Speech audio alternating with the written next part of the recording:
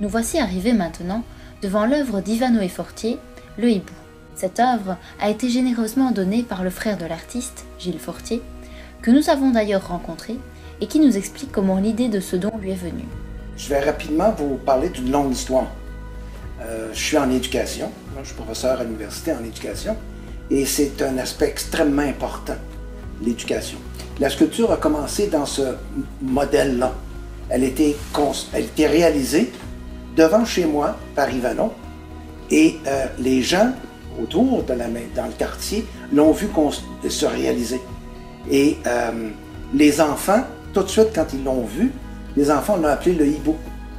Alors c'est de là que vient le nom, le hibou, et comme il est blanc, parce que c'est du béton, alors c'est une armature en aluminium avec un coffrage qu'on a fait sur place, et le ciment est coulé, est glissé à l'intérieur. Donc la partie éducation, c'est dans le quartier que ça s'est produit.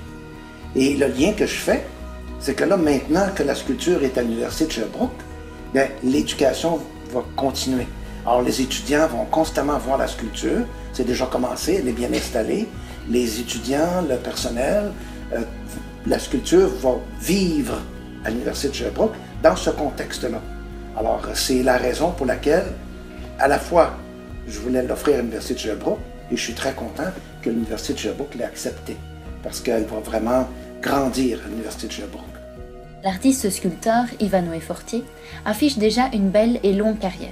Aujourd'hui, il s'adonne principalement à la peinture.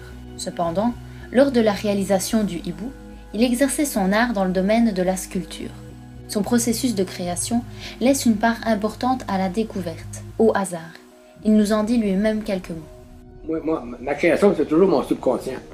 Je réfléchis jamais à ce que je dois faire d'avance. Je mets du matériel sur ma table, je travaille avec, je découvre des choses, faire de même. Mon processus de création, c'est comme ça. C'est toujours mon subconscient qui est projeté.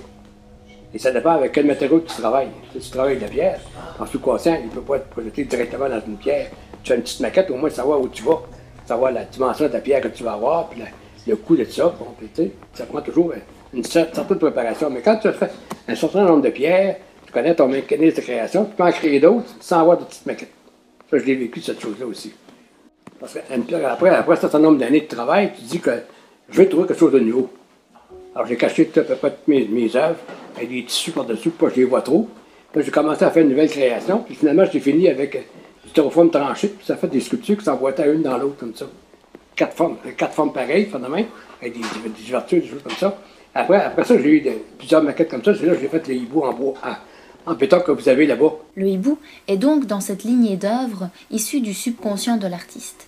Le lieu choisi par l'Université de Sherbrooke, l'Agora face au rectorat, permet une visibilité extraordinaire de l'œuvre, qui peut ainsi être admirée de tous les côtés. D'ailleurs, le donateur de l'œuvre, Gilles Fortier, le dit lui-même. Et l'université a trouvé un site merveilleux pour exposer la sculpture à votre Agora à l'Université de Sherbrooke. C'est vraiment exceptionnel, un petit bijou.